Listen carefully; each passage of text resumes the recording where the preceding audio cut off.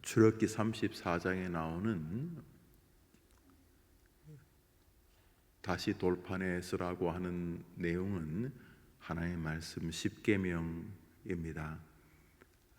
하나님을 섬기는 방법에 대해서 또 사람을 대하는 방법에 대해서 두 개의 비석을 준비하게 하신 후에 하나님의 말씀을 기록하시죠. 첫 번째 비석이 부서집니다.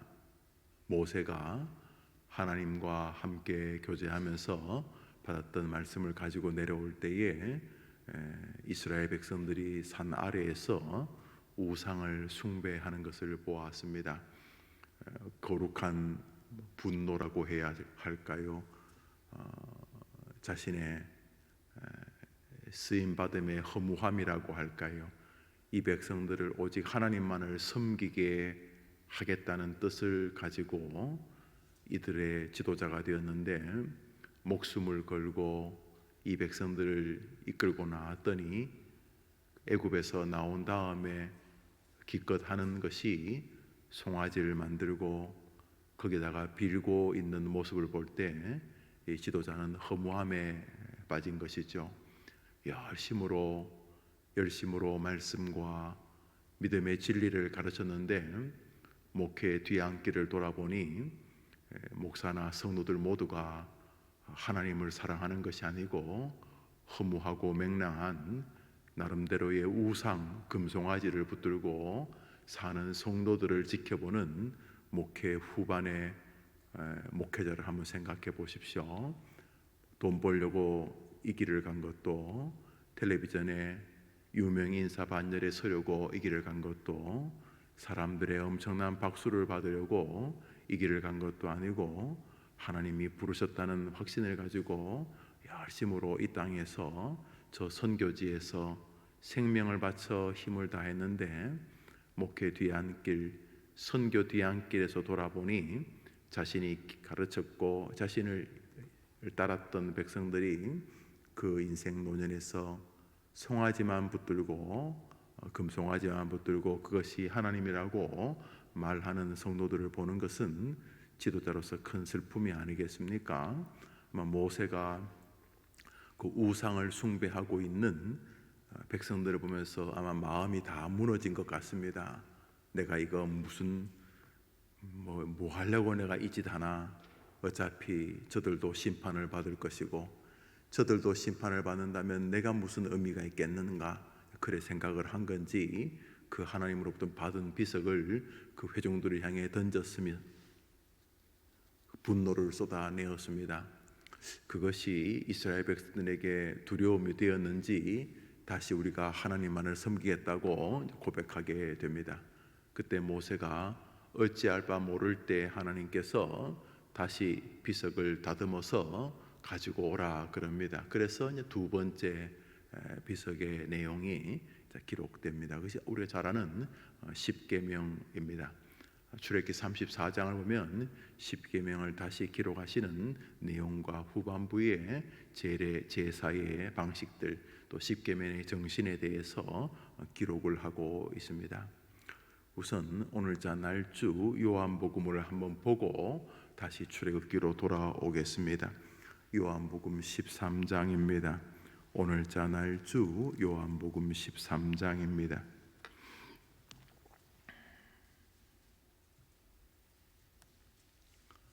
34절입니다.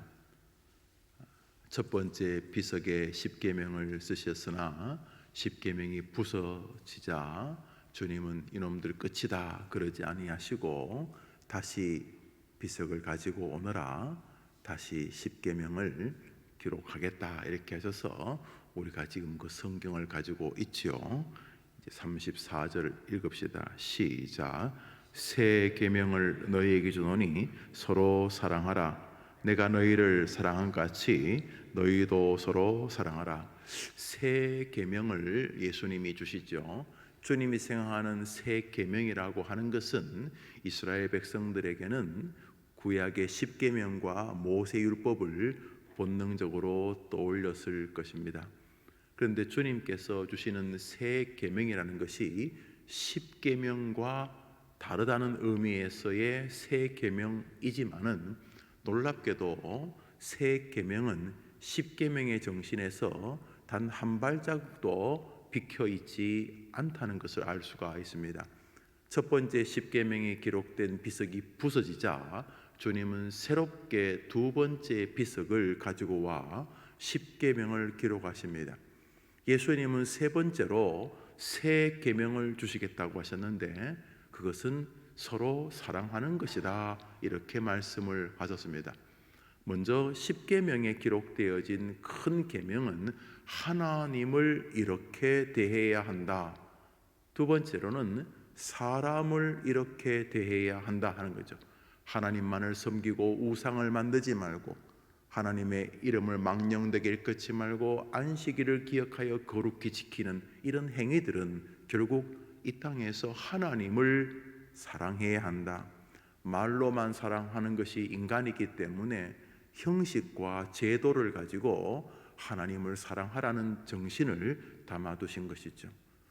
하나님은 사랑하지 않고 우상을 겨우 피하는 정도의 태도라든지 하나님을 이렇게 귀하게 여기지 않고 그저 하나님을 향한 허무한 말만 조금 주의한다든지 그저 주일이니까 안식일을 지키겠다는 마음으로 그냥 큰 감흥도 없이 그저 하나님에 대한 기대나 하나님에 대한 앙망이나 하나님에 대한 감사나 예수 그리스도를 통한 은혜가 이런 것은 없이 그냥 우리 집안이 월화수목금토는 일하고 일요일은 교회 가는데 태어나 보니까 엄마 아버지가 다 월화수목금토는 공부하거나 일하고 일요일은 교회 가니 나도 주중은 학교 가고 일요일은 교회 가는 거 뭐 어떡하겠나, 그냥 그게 인생인가 보다 싶어서 그렇게 다니는데 크게 감흥 없이 학교 가는 것처럼 크게 간음 없이 감흥 없이 교회 올 수 있지 않겠습니까? 그죠? 저처럼 이렇게 이 시간까지 교회에서 생활한 사람들은 그저 교회가 낯설지 않습니다. 그냥 주일, 우리야 주일 그러지만 세상은 일요일 그러죠. 일요일 뭐 교회 가야지. 왜? 아니 그냥 가는 거야. 아니 왜 일요일에 교회 가야 되는데 낚시 갈 수도 있고 놀러 갈 수도, 아니 그냥 월요일날 학교 가는 것처럼 그냥 일요일은 교회 가는 거야. 아니 왜? 우리 엄마 아빠도 그래. 너희 아빠가 그런다고 가는, 우리 할아버지 할머니도 그랬어. 우리 고모 이모 숙모 다 그래. 그냥 그런 거야. 이렇게 뭐 그것도 귀한 거죠. 그 귀한 것인데 안식일을 기억하여 거룩히 지키라는 말을 지키긴 하는데 하나님에 대한 아무런 감흥이 없이 안식일의 주인인 주님에 대한 사랑도 없이 그냥 대하라는 게 십계명이 아니죠. 십계명의 정신은 무엇입니까? 한번 따라합시다. 하나님을 사랑하라. 인간 쪽에 주신 계명, 내 부모를 공경하라, 살인하지 말라, 이런 모든 계명들이 다 뭡니까? 내 부모를 공경하라. 그냥 남 볼 때에 그저 욕 먹지 않으려고, 아니 그래도 저 배운 놈의 자식이 어떻게 자기 애미를 저딴 식으로 대하냐, 아니 저런 게 무슨 집 사고 목 사고 장로냐, 저런 에이 개망나니 같은, 이렇게 욕 먹지 않으려고 그저 최소한 남들 앞에서 부모님에게 상스러운 소리 안 하고 또 남들 앞에서 부모님 면박 주지 않는 정도로서의 효도. 왜냐하면 성경이 그렇게 말하니까. 이것도 뭐 효도 아닌 건 아니겠지만 성경이 말하고자 하는 것은 마지못한 기계적 관계가 아니라 하나님이 내게 이 귀한 분들을 섬길 기회를 주셨구나, 수많은 사람들을 통해 나를 이 땅에 보내신다고 무슨 차이가 있겠는가. 그런데 바로 이 촐로들, 이렇게 많이 공부도 못하시지만 자식밖에는 생각이 없는, 분명히 훌륭하지만은 누구보다도 이분들을 잘 알기 때문에 그 뒤안길에 구비구비가 있고 한계가 있고, 뭐 굳이 거짓말 하려고 하신 것이 아니라 살아보다 보니 앞에 한 말이 좀 다르시고 뒤에 한 말도 좀 뒤틀릴 수 있는 그저 그런 인생들이시지만 하나님이 내게 주신 분이기 때문에 또 이분들을 통해 내게 하나님의 계획을 실행하시기 때문에 하나님의 귀하신 도구로 쓰임받은 나의 부모, 아무리 내가 선택하려고도 선택할 수 없었던 하나님이 맺어주신 특별한 관계, 그러므로 내가 이분들을 통해 하나님을 기억해야 되겠다 하는 마음을 가지고 하나님에 대한 명령과 함께 부모에 대한 감사와 부모에 대한 깊은 연민과 고마움, 사랑, 이것을 가지고 부모를 대하는 것은 다른 것이죠. 법에 의해서, 율법에 의해서 부모를 대하는 것과 사랑에 의해서 대하는 것은 다른 것이죠. 전혀 다른 것이죠. 그래서 보면 정말 자기 부모님을 사랑하는 청년들을 만납니다. 정말 귀하지요. 대화 속에서 부모에 대한 감사가 있습니다. 부모에 대한 고마움이 있고, 이것은 신앙의 결과지요. 인륜도 일부분 교육이 됩니다만 신앙이 제대로 들어가면 부모라는 관계가 신학적으로 정리가 되겠지 않겠습니까? 하나님이 허술하고 부족한 인간 부모를 통해 참 부모에게로 나오게 하시는 징검다리로 이분들을 쓰시는구나. 육신의 부모를 향한 태도를 통해서 진정한 부모이신 하나님께로 오게 하시는구나. 육신의 부모도 나를 이 정도로 애틋하게 생각하신다면 조금 더 흠이 없고 조금 더 부족함이 없는 사랑 그 결정체이신 참 부모이신 내 하나님은 나를 얼마나 사랑하실까. 육신의 부모도 자기 목구멍에 넘어가는 떡 자기 안 먹고 아이 입에 넣어주시는데 하물며 자기 아들이신 예수 성자 하나님까지 십자가에 죽이신 내 아버지 하나님은 나를 얼마나 사랑하시겠는가. 이렇게 육신의 부모, 효도라는 신학을 통해서 참 하나님 아버지께로 나아간다는 측면에서 십계명은 바로 부모를, 결국 사람을 사랑하라는 것이죠. 결국 십계명이 뭡니까? 하나님을 사랑하라, 사람을 사랑하라. 예수님께서 새 계명을 주신다는 의미로서 십계명을 파는 것이 아니라 십계명의 교리를 확연하게 드러내신 것이죠. 자, 하나님이신 예수님이 이 땅에서 새 계명을 하나님을 사랑하는 것으로 언급하지 않고 너희가 서로 사랑하는 것으로 언급하신 것은 놀라운 현실 감각이 아닐 수가 없습니다. 우리는 고르반이 될 가능성이 높습니다. 고르반이 뭐냐 하면 뭘 열심히 하나님께 좀 성도다운 삶을 살라 그러면 늘 고르반 그럽니다. 이렇게 나 하나님께 11조 했어요. 부모님 좀 잘 섬기라 그랬더니 하나님께 11조 했다 그럽니다. 그게 무슨 의미가 있습니까? 하나님을 사랑하듯 내 이웃을 사랑하라고 하셨는데 사람들에게 굉장히 감정적으로 자기 기분 따라 함부로 말을 뱉습니다. 그리고 이렇게 말합니다. 나는 하나님을 진심으로 사랑해요. 인간적으로는 좀 부족하지만 그래도 나는 뒤끝이 없어요. 이렇게 말합니다. 지나 뒤끝이 없지. 듣는 사람은 뒤끝 있어요. 그러면서 하는 말이 그것은 기질이나 성품의 문제이지 나는 하나님 사랑합니다. 그래서 뭐든지 다 하나님 사랑으로 퉁치려고 합니다. 그래서 하나님에게 퉁치고 사람들은 어쩔 수 없이 우리가 다 부족하니까 이렇게 스스로 면죄부를 주려고 하는 신앙을 고르반 신앙이라고 부릅니다. 어떤 사람이 말합니다. 왜 부모님에게 효도 안 하십니까? 이랬더니 한 바리새인이 나는 하나님을 섬기느라고 시간이 없습니다. 이렇게 말했다는 것입니다. 그때 우리 예수님이 이 독사의 새끼야 이렇게 말, 그게 고르반입니다. 뭘 말만 하면 나는 교회에다 최선을 다, 나는 하나님께 최선을 다, 나는 하나님께 헌금 드렸습니다. 이러면서 자기 주변에 있는 다른 사람들을 대하는 태도가 왜곡되어 있는 사람을 향해 주님이 경고하신 장면입니다. 그래서 결국 계명은 첫 번째 비석이나 두 번째 비석이나 예수님이 해석해 주신 계명은 결국 진정한 새 계명이요 진정한 계명 중의 계명입니다. 그것은 하나님을 사랑하듯 내 이웃을 사랑하는 것입니다. 해림교회가 참 좋습니다. 담임 목사에서 좋은 것이 아니라 저도 이 시간까지 여러 교회를 다녀보지 않았겠습니까? 교역자로 또 성도로 참 우리 교회가 좋은 교회다 생각을 합니다. 교인들의 모습에 또 그렇고요. 참 좋은 교회다 생각을 합니다. 그러나 참 좋은 교회가 최고로 좋은 교회는 아닐 수 있습니다. 우리가 하나님을 사랑하듯 사람을 귀하게 여기려는 태도는 중요합니다. 그렇다고 우리가 날마다 우리 집문서를 남에게 주겠습니까? 우리 심장이나 간을 날마다 누구에게 빼주겠습니까?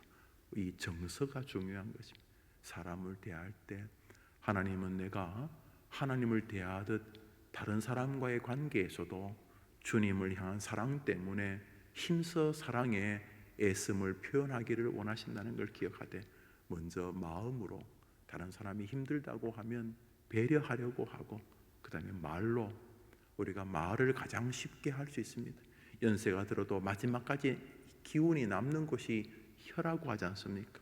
말 한마디도 내 쪽보다 주님 쪽이 즐겁도록, 그래서 주님이 즐거우려면 내가 이 사람에게 이렇게 말하려고 해야 되겠구나, 이런 태도들이 바로 계명을 지키는 것이다. 오늘 이렇게 말합니다. 오늘 여러분이 있는 곳에서 사랑이 꿈틀거리게 되기를 축복합니다. 먼저 여러분 사랑해야 될 사람은 여러분 자신입니다.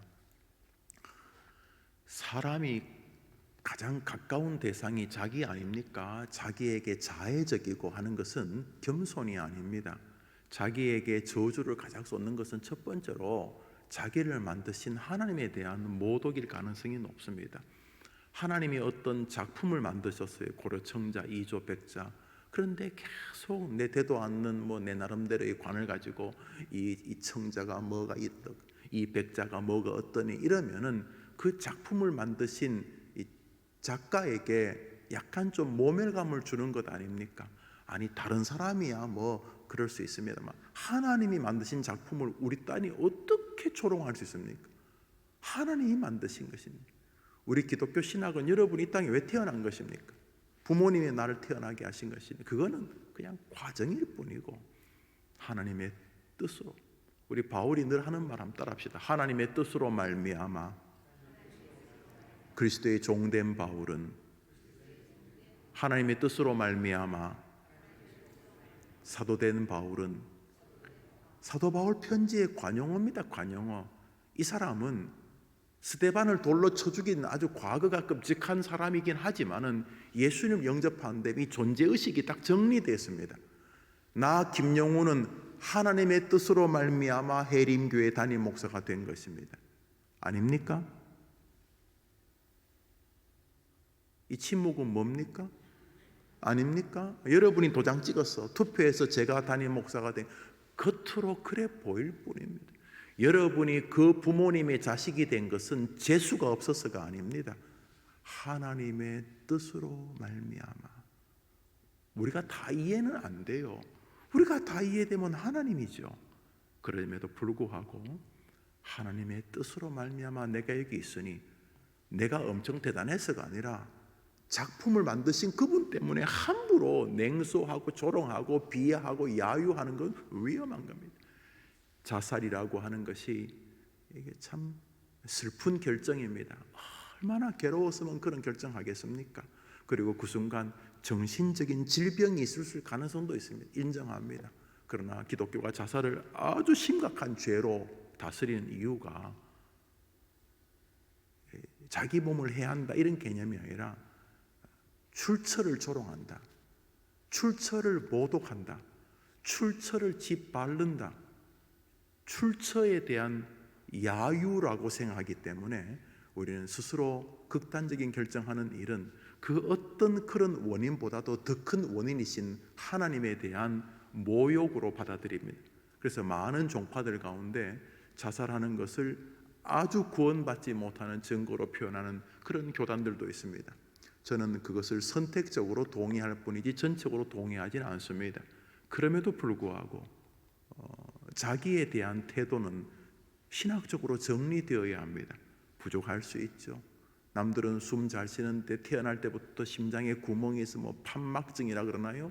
그럴 수 있어요. 남들은 똑바로 걷는데 어릴 때부터 뭐가 기형이어서 뒤틀려서 걸을 수 있어요. 그럴 수 있죠. 예. 그런데 다 이해 못해요. 여러분도 이해 못하고 저도 이해 못하고.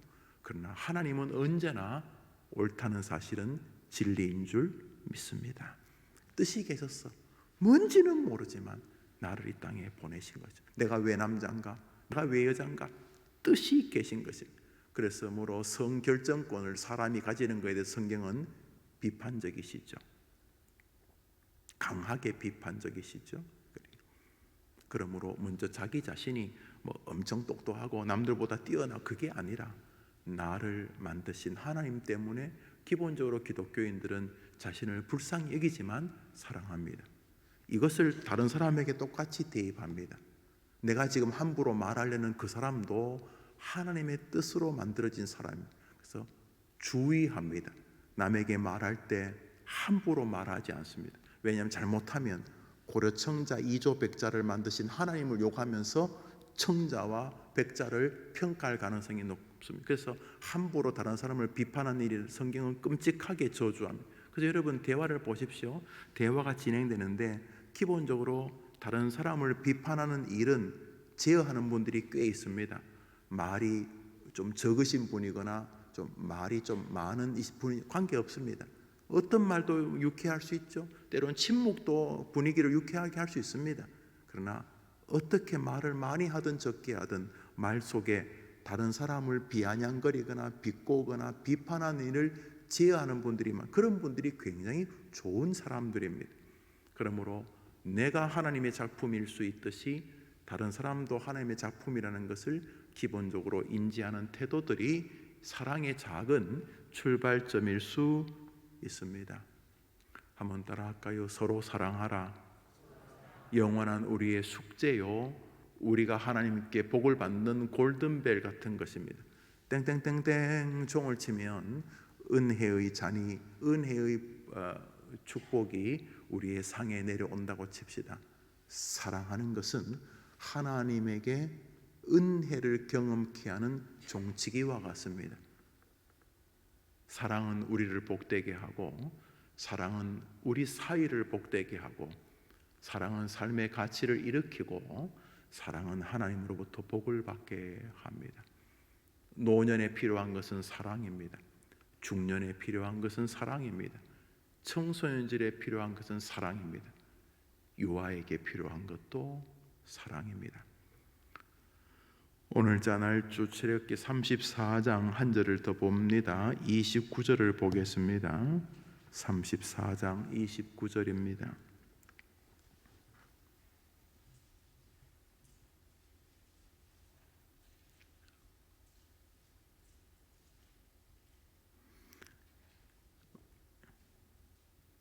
(29절) 30절 두 절 읽읍시다. 시작. 모세가 그 증거의 두 판을 모세의 손에 들고 시내산에서 내려오니 그 산에서 내려올 때에 모세는 자기가 여호와와 말하였으므로 말미암아 얼굴 피부에 광채가 나니 깨닫지 못하였더라. 아론과 온 이스라엘 자손이 모세를 볼 때에 모세의 얼굴 피부에 광채가 남을 보고 그에게 가까이 하기를 두려워하더니. 한 절 더 있습니다. 33절 읽습니다. 시작. 모세가 그들에게 말하기를 마치고 수건으로 자기 얼굴을 가렸더라.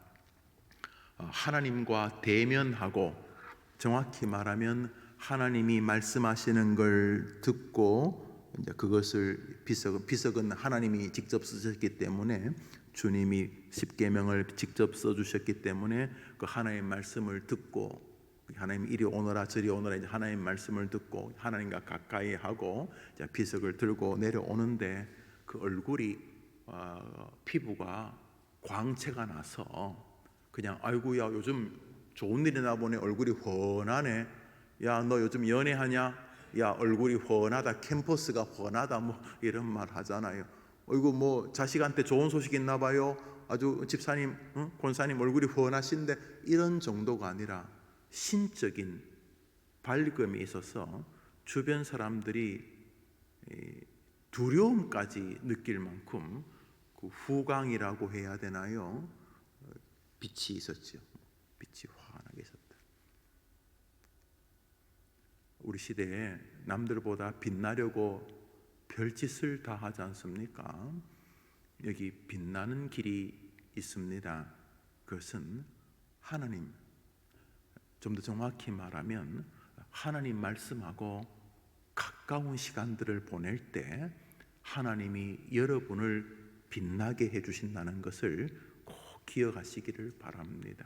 한번 더 합시다. 하나님과 가까울수록, 말씀과 가까워질수록 근심은 멀어지고 빛남은 가까워진다는 거 기억하시고, 여러분의 생이 언제 끝날지 모르죠. 운전하고 가다가 그 자동차가 마지막 공간이 될지, 길 걸으시다가 갑자기 그 도로 블록 그 위가 여러분이나 저의 마지막이 될지, 보편적으로 주무시던 그 집안이, 그 침대가 어떤 이름 모를 어느 병원이나 어느 요양시설이 여러분과 저의 마지막이 될지 모르죠. 언제는 오겠지요.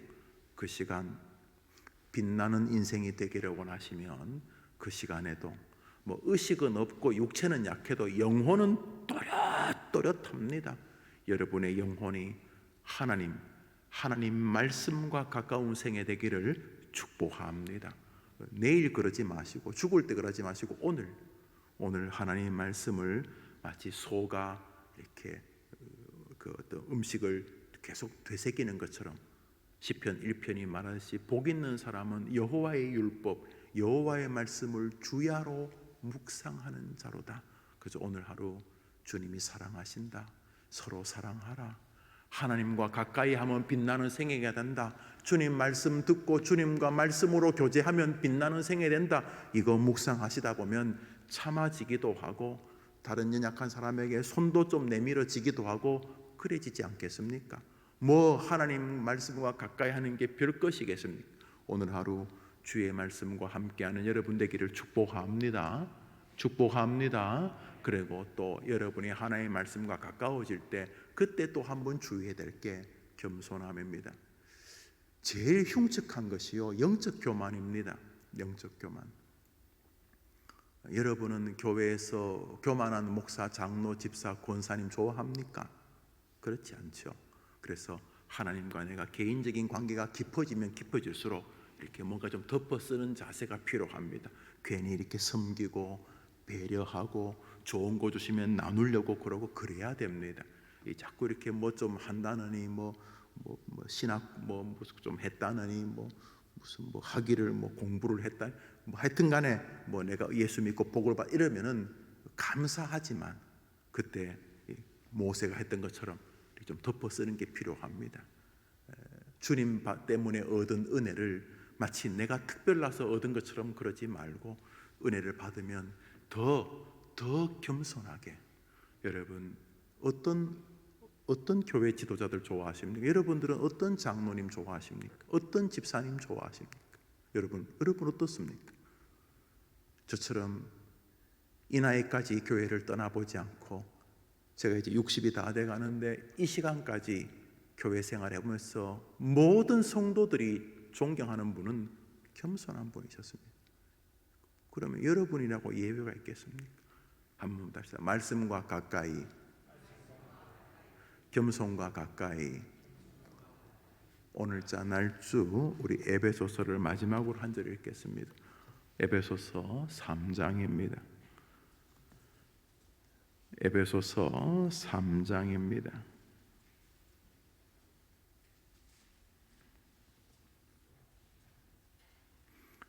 3장 1절을 한 절 읽겠습니다. 에베소 3장 1절입니다. 읽읍시다. 시작. 이러므로 그리스도 예수의 일로 너희 이방인을 위하여 갇힌 자 된 나 바울이 말하거니와. 지금까지 말했던 모든 계명들, 모든 신앙의 결정체는 이것입니다. 한번 더 합시다. 예수를 위하여 갇힌 나 바울은, 한번 따라 할까요? 위하여. 어떤 사람들은 정말 교회를 위합니다. 교회를 위함. 정말 교회를 위하는 분이 계십니다. 그저 앉아나서나, 목사님 저는 교회만 부흥하면 지금 죽어도 소원이 없습니다. 저는 직접 신방 가서 들었습니다. 90이 가까운 권사님이 목사 상대로 거짓말하겠습니까? 목사님 저는 우리 새끼 우리 자식만 잘 되면 저는 소원이 없습니다. 자녀를 위합니다. 이해되죠? 김구 선생님은 나라를 위해서 내 첫 번째, 두 번째, 세 번째 소원은 대한민국의 독립이다 그렇죠. 그런데 바울은 뭘 위해 살았냐고요? 뭘 위해? 한번 더 합시다. 그리스도 예수를 위하여, 그리스도 예수를 위하여 이 땅을 살아갑니다. 그리스도 예수의 일로 이방인들을 위해 살았다는 말이 뭡니까? 그것이 그리스도 예수에게 유익과 기쁨이 되기 때문이라 이런 것이 아닙니까? 오늘 하루 여러분들이 하나님을 사랑한다는 것을 가장 분명하게 표현하는 방법이 있습니다. 그것은 여러분 주변에 있는 이방인들에게 예수를 알리는 것입니다. 이게 아니면 그 기독교는 비틀어진 기독교입니다. 교회의 모든 교리는 바로 이 일과 붙어 있습니다. 하나님이신 그리스도, 그분을 위하여 다른 사람들에게 이 예수를 말하는 것이 최고의 사랑입니다. 이것이 정돈되어질 때 그는 선교사로 떠나고, 그는 주의 종의 길을 걸어가고, 그는 일상의 삶에서 학교 교사이고 자동차 운전을 하고 뭐 국회의원이 되고 요리를 하고 직업이 무엇이든 상관이 없습니다. 예수의 일로 자기가 서 있는 곳에서 자신이 가진 능력으로, 자신이 가진 달란트로 온 힘을 다하여 그 이방인들에게, 아직 예수 없는 사람을 말하죠, 그들에게 예수를 증거합니다. 오늘 사도 바울은 말합니다. 이 일로 내가 감옥에 갇혔는데 지금 비굴합니까? 감옥에서 그는 찬미의 노래를 부르고 있습니다. 행복하다는 것입니다. 그리스도 예수의 일로 이방인에게 복음을 전하다 갇힌 나 바울은 아이고야 인생 헛살았네, 그게 아니라 자신감이 충만한 상태로, 에베소서는 교회론을 가르치는 대표적인 성경인데 교회란 이런 것이다 하면서 설교하고 있습니다. 오늘 하루 여러분이 하나님을 사랑하고 사람을 사랑한다는 것을 구체적으로 증명하는 것은 여러분 자신에게 예수를 전해 주십시오. 영우야 정말 예수님 좋으시지. 여러분 가족들에게, 여러분 딸 아들에게 예수를, 여러분 부모님, 여러분이 시골에 계신 할머니 할아버지 고모 숙모에게 예수님을, 이모 예수님 너무 좋아요, 이모 내가 예수님께 기도하고 있어요.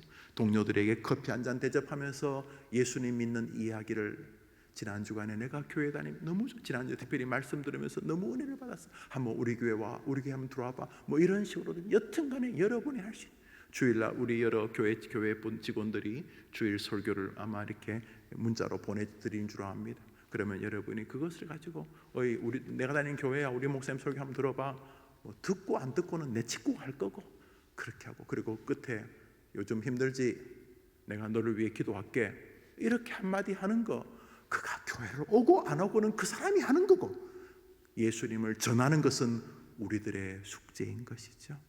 말을 물가까지 데려오는 건 우리가 하는 거고, 그 말이 입을 벌려서 물을 먹고 마시고는 지가 하는 거고, 그런 것처럼 그가 교회를 나오는 것도 그가 하는 거고, 우리가 그에게 예수님을 전해야 될 건 우리가 하는 것인데, 오늘 하루 하나님을 사랑하고 이웃을 사랑하는 최고의 결정체, 최고봉 예수 그리스도를 사랑하기 때문에 다른 사람에게 예수님을 증거하는 여러분의 하루가 되기를 주님의 이름으로 축복합니다. 아멘. 기도 제목 잠시 나누겠습니다. 우리 교회 협력 선교사님인 홍종수 목사님 선교사님 계십니다. 여러분 좀 낯선 나라일 거예요. 아프리카 지부티라는 나라가 있어요. 아주 작은 나라입니다. 아프리카 지부티라고 하는 이 나라에 있는데, 가족 전체가 이제 코로나에 걸리셨습니다. 그냥 초기 말라리아인 줄 알고 그냥 교회에도 크게 연락 안 하시고 좀 치료될 줄 알았는데 계속 고열이 오르는, 다행히 사모님과 아이들은 조금 차도가 있는데 우리 홍 목사님, 홍종수 선교사님이 아직까지 열이 조금 높습니다. 그런데 지부티가 정말 작은 나라입니다. 프랑스가 지배하고 있었고 또 거기 여러 나라 군대가 들어와 있기 때문에 가장 괜찮은 병원이 아마 군대 병원인 것 같은데, 그 군대가 또 통제되니까 그 환자들을 그 병원에 다 몰아넣은 것 같습니다. 없던 병도 생길 가능성이 높습니다.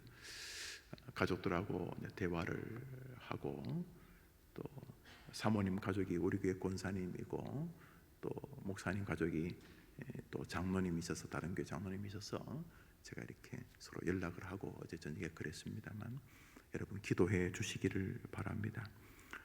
아쉽습니다. 또 제 후배고, 이 손이 닿지라 어디 뭐 지부티라고 하는 것이 뭐 손이 닿을 수 있는 곳이 아니고, 지금 당장 또 그 질병이 비행기를 타거나 하는 일에 또 어려움이 있는 병이기 때문에 여러분 기도해 주시기를 바랍니다.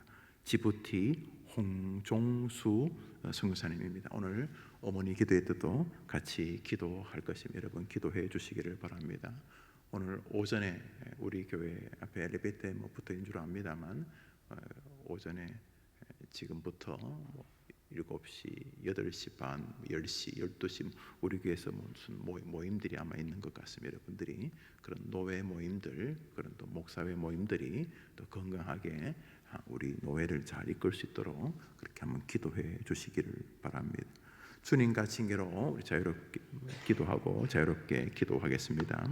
하늘에 계신 우리 아버지여, 이름이 거룩히 여김을 받으시오며 나라의 마옵시며 뜻이 하늘에서 이룬 것 같이 땅에서도 이루어지이다. 오늘 우리에게 일용할 양식을 주옵시고, 우리가 우리에게 죄 지은 자를 사하여 준 것 같이 우리 죄를 사하여 주옵시고, 우리를 시험에 들게 하지 마옵시고 다만 악에서 구하옵소서. 되게 나라와 권세와 영광이 아버지께 영원히 나이다. 아멘.